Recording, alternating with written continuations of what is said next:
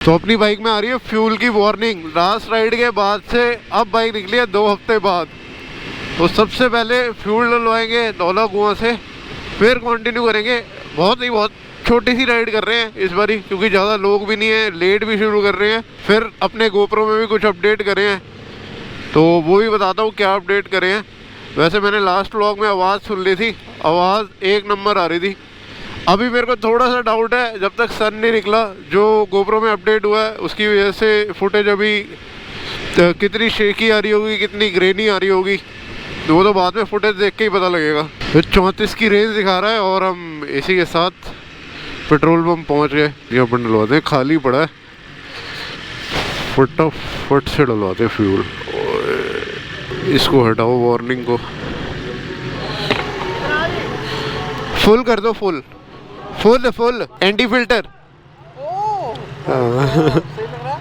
अभी पता नहीं इतनी कम सनलाइट में कैसा आ रहा होगा, डार्क आ रहा होगा। कोई नहीं, वो तो लॉक पे शूट कर रहा हूँ 10 बिट पे, बाद में उठा दूंगा थोड़ी। आपने चेक किया इस बारी सारा? इस बारी चेक करा सब? माइक चल रहा था, आप राइड पे देखूंगा पता लगेगा। मैंने अच्छी से टक इन कर दिया, टेप कर दिया। अभी ना मेरे से माइक लेते जाना, याद करा देना, मेरे पास पड़ा हुआ है, लेके जाना। अरे बस पूरा ऊपर तक नहीं भरते भाई, तुम भरे मतलब मना नहीं करेगा बंदा तो भर दोगे, यहाँ तक भर दो। 1090 1190। तो चलो करते हैं राइड की शुरुआत। दिन भी अच्छा खासा निकला है, सनलाइट भी निकल आई है मेरे हिसाब से। अब जो मैं चीज़ गोप्रो से चाह रहा था वो हो जानी चाहिए।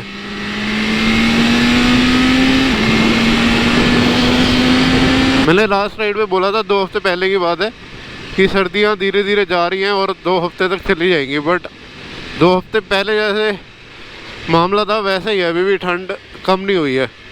ठंड मतलब जा ही रही है, लोगों ने तो स्वेटर जैकेट रख भी ली थी, दोबारा से निकालनी पड़ गई, क्योंकि दोबारा से दिल्ली का टेम्परेचर थोड़ा सा ड्रॉप हो गया। सुबह यही सोच रहा था कि पहन लूँ जैकेट नीचे या ना पहनूँ, तो मैंने कहा कोई नहीं, गर्मी होगी तो निकाल लेंगे, बट अगर पहनेंगे नहीं तो फिर कोई ऑप्शन नहीं है, फिर तो फटी हुई जाना पड़ेगा। बाइक मुझे लग रहा था कि 850 के अराउंड चल चुकी होगी, क्योंकि पहली सर्विस अपनी 400 वही करानी पड़ गई थी, राइड हो ही नहीं रही थी, बाइक 1000 चली नहीं, तो 400 वही पहली सर्विस करा ली थी। और लास्ट राइड में मुझे लगा था 850 हो गई होगी, बट अभी 750 भी नहीं हुई, 749 हुई है एग्जैक्टली। किलोमीटर्स दिख रहे हैं सामने। फिलहाल के लिए हम राइड कर रहे हैं साइबर हब से सोना रोड से बैक टू पवेलियन। ब्रेकफास्ट वहीं पे करेंगे। और एक बात और तो बताई नहीं मैंने, कि बाइक में भी मेजर अपडेट है। वो अपडेट क्या है कि ऐसे नहीं दिखेगा, नहीं एग्जॉस्ट नहीं है। अगर एग्जॉस्ट होता तो एग्जॉस्ट की आवाज़ आ गई होती, एग्जॉस्ट वाला अभी अपडेट नहीं है। मेजर अपडेट क्या है कि मैं अब बाइक पे थोड़ा सा और कंफर्टेबल हो गया हूँ, जिस वजह से मेरे को थोड़ी सी झिझक थी बाइक चलाने में ना। हाइट का बहुत मेजर इशू आ रहा था, तो उससे रिलेटेड हमने एक चीज़ करी है, अपनी बाइक को थोड़ा सा अपने लायक बना दिया। एग्जॉस्ट की भी बारी आएगी, बट ये सोच के रुक जाते हैं एग्जॉस्ट के लिए कि साला राइड तो महीने में एक ही बार करनी होती है, एग्जॉस्ट में 2-2.25 लाख रुपए खर्चना पड़ेगा, वो सबसे बड़ी दिक्कत है भाई। KTM वालों ने तो कह डाल रखा है, ऐसे फाड़ते हुए निकलते हैं। ये देखो खरगोश जा रहा है, आगे देख ही नहीं रहा लोलड़, अभी गिर जाता है, चबक चौधी हर मर रहा था। साइबर अब जाने का फ़ायदा तभी होता है जब एग्जॉस्ट हो, और अभी गूंगी बाइक में मज़ा नहीं आएगा, क्योंकि टनल्स के नीचे से निकलने का मज़ा एग्जॉस्ट के साथ ही आता है।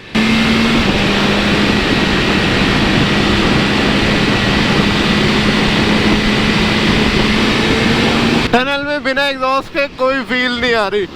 10R में जब यहाँ से निकलते थे फाड़ते हुए, लो हाई RPM पे छोटे गियर पे इतना शोर करती थी, कोई नहीं उससे ज़्यादा शोर करेंगे इस पे। जो गोप्रो वाली अपडेट थी ना, जो मेजर अपडेट थी, जो मैं मतलब काफ़ी टाइम से करना चाह रहा था और अभी तक नहीं कर पाया था, वो ये है कि हमने फाइनली गोप्रो में लगा दिया है ND फिल्टर। अभी ND16 लगा हुआ है, इसलिए मैं डर रहा हूँ। ND16 जो होता है वो प्रॉपर सनलाइट में यूज़ होता है, तो मेरे को ये डर है कि थोड़ी सी फुटेज डार्क ना आ रही हो, बट लॉक पे कर रहा हूँ तो थोड़ी बहुत रिकवर कर लेंगे। और गोप्रो की ग्रेनी फुटेज है ना, मतलब सच में बहुत ख़राब होती है। ये गोप्रो में स्टार्टिंग से ही बहुत प्रॉब्लम है। बट अब देखो, एंटी फिल्टर वाली फील मेरे को चेक करनी है कि सच में मोशन ब्लर वाली जो फील है ना, वो जो सिनेमैटिक फील आती है वो वाली देखनी है। और मैंने लिया भी सिर्फ NT16 है, NT16 के अलावा कोई काम ही नहीं है। मेरे को तो फुटेज देखने की बड़ी एक्साइटमेंट हो रही है कि फुटेज कैसी आ रही होगी। एंटी फिल्टर का पंगा मैंने तब लिया जब अपना सारा सॉर्ट आउट हो गया। वो जो आवाज़ वाला मामला था ना, आवाज़ हर ब्लॉग में ख़राब हो रही थी। बाहर भी होके आए थे, वो भी सारा ब्लॉग ख़राब हो गया था, जबकि माइक इतना अच्छा लगाया था। मतलब गोप्रो के साथ ना ये साउंड के और ये वाले पंगे शुरू से ही हैं, हैंग होने की प्रॉब्लम। अब कल मैं जब सेटअप कर रहा था अपना गोप्रो राइड के लिए, तो गोप्रो हैंग हो गया। हैंग मतलब क्या हो गया कि ऑन ही नहीं हो रहा था। ऐसी प्रॉब्लम है हीरो 12 में कि अगर गोप्रो हैंग है तो वो चार्ज भी नहीं होगा। फिलहाल के लिए एंटी फिल्टर लगा लिया है, कलर ग्रेड करने में मज़ा आएगा, मोशन ब्लर वाली फील में मज़ा आएगा। हमने लेफ्ट जाना था, फिर हमने मिस कर दिया। हमें पूरा बाहर जाके फिर आना पड़ेगा। और बाइक का जो अपडेट था ना, जो मैं बाइक के बारे में बता रहा था कि मैंने बाइक में भी एक मेजर चेंज करा है, वो ये करा है कि मैंने बाइक की हाइट थोड़ी लो करवाई है। फ्रंट से थोड़ा दिख रहा होगा कि ट्रिपल-D से थोड़ा सा क्लैंप नीचे है, हैंडल बार थोड़े से नीचे है। Not exactly 1 inch, but 1 inch से थोड़ा सा कम है। तो मेरे को इस बाइक में ना हाइट की सच में बहुत ज़्यादा प्रॉब्लम हो रही थी। मतलब टिप भी बड़ी बुरी हालत में लग रही थी। वहीं से लेफ्ट जाना था, मैंने बोला था ना, यहाँ से कोई लेफ्ट जाने का ऑप्शन ही नहीं है। अब घूम के आना पड़ेगा ऊपर से जाने के लिए। इधर मुड़ गए ना, जब टर्न हो रहा था वहीं से लेफ्ट लेना था। ये तो फिर वही आ गए चुतियापा।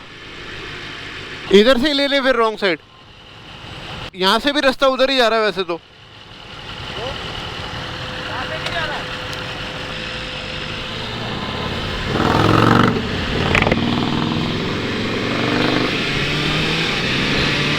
S1000RR में क्या है कि इसका जो बेली पैन है वो बिल्कुल ना अजीब सी शेप का, दोनों एग्जॉस्ट पाइप है, जो मिड पाइप है जहाँ पे कैट है, उसके जहाँ पे हेडर्स कनेक्ट हो रहे हैं सेकंड पाइप में, इतना नीचे है वो कि बिल्कुल ही नीचे लगा हुआ है। और ऐसे V शेप का वो है इसका ऑयल पैन, तो वो डर लगता है कि वो नीचे ना लग जाए। जब हमने रियर से अपनी बाइक 1 इंच लो करी है, उस पार्ट के लिए भी बड़े टाइम वेट करना पड़ा।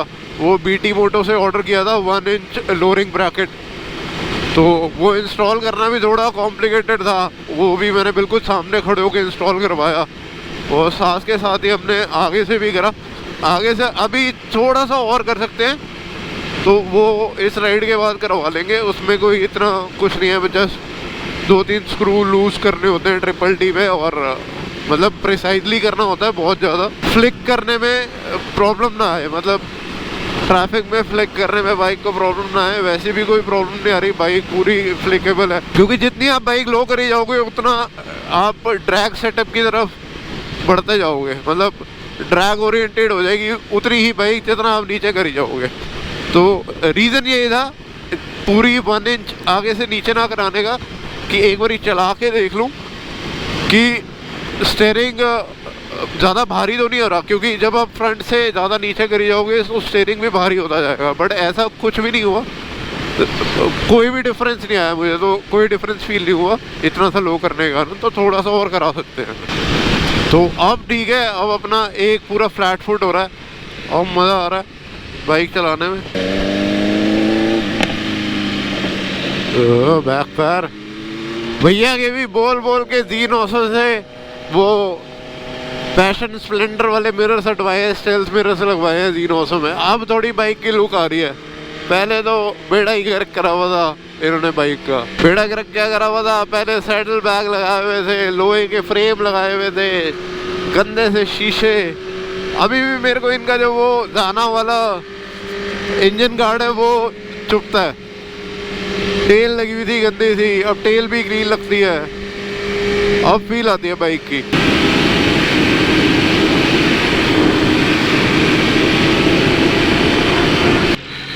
क्या हुआ हिमांशु, ये रुकने के लिए कह रहे हैं? ओहो सूसू आ रहा है इनको भाई, जो कलेशिश हो रहे हैं। सूसू आ तो मुझे भी रहा है बट अपन कोई नहीं, मैनेज कर लेंगे। वो रहा ग्रुप एक खड़ा हुआ दिख रहा हो तो। पाजी आ जाओ, मेरे को चलते हुए देखनी है, मेरे को अपनी बाइक चलते हुए देखनी है। इसके बाद तो फिर मेन हाईवे खत्म ही हो जाएगा। हाँ, जहाँ बोलोगे आप रोक लेना। क्या कह रहे हो? आप रोक लेना, जहाँ बोलोगे रोक लेना बाइक। यहीं से चला लो ना, जैसे ही हम वहाँ पे गुड़गांव हाईवे पे आएंगे मैं वापस ले लूँगा, यू टर्न पे चलाओ।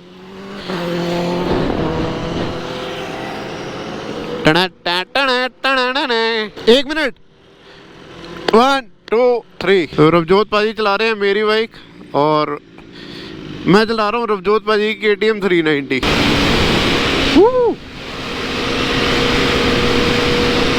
क्रेजी लग रही है, क्रेजी।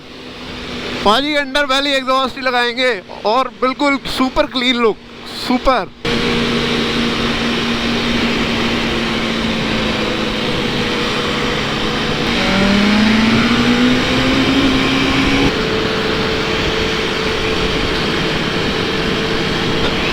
सच में लो हुई है, सच में।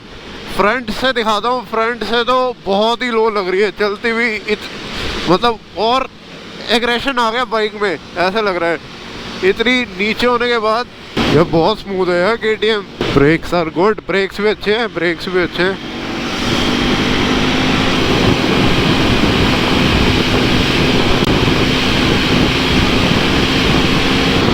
पता है क्या, एक्चुअल में विंड ब्लास्ट फील हो रहा है। विंड ब्लास्ट ऐसे लग रहा है कि फोरहेड पे लग रहा है, और मैंने जो नीचे पटका पहना हुआ, नीचे दस्तार पहनी हुई है, ऐसा लग रहा है कि पीछे की तरफ जा रही है। मेरे को आगे के लिए अपने आप को बहुत पुश करना पड़ रहा है, मतलब हाई स्पीड में, जैसे ही 120 से ऊपर जा रहे थे।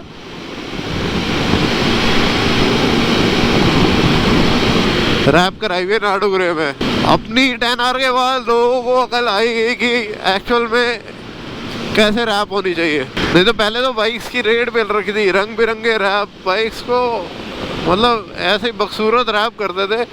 अब लोगों को आई है, मैंने देखी है 2-4 मोनोक्रोम शेड में 10R ना बढ़िया रैप करी हुए हैं। स्मूथ हो रखी है सर्विस के बाद तो। मजा आया। क्विक शिफ्टर तो 10R का भैंस क्या कुछ था ही नहीं इसके साथ, है ना। अब स्मूथ लग रहा है। अरे मैं बोलूं ना क्विक शिफ्टर चल जाएगा।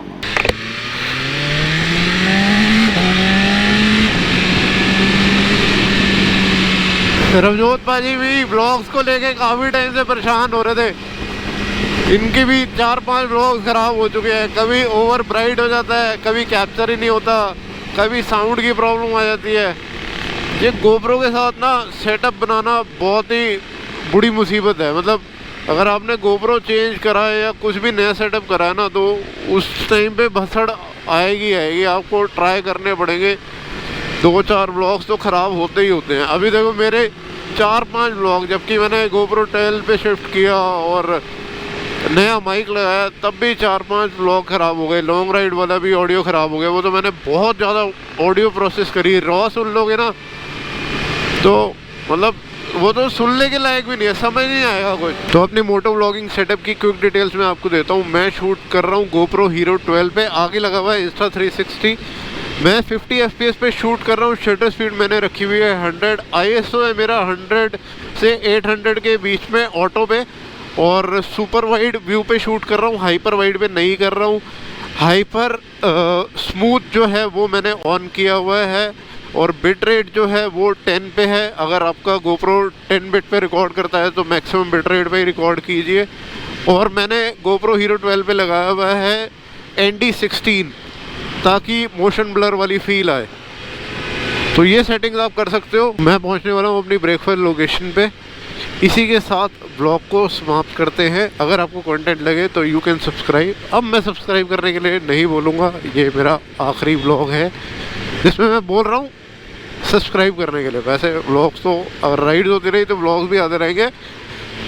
तो ये मेरा आखिरी व्लॉग है। अगर कंटेंट पसंद आता है, थोड़ी सी इन्फॉर्मेशन दी हुई अगर आपके किसी काम आती है, तो you can subscribe to my channel. और इसी के साथ ब्लॉग की समाप्ति करते हैं। Tata bye bye, take care. मिलते हैं नेक्स्ट वीडियो में। Bye bye.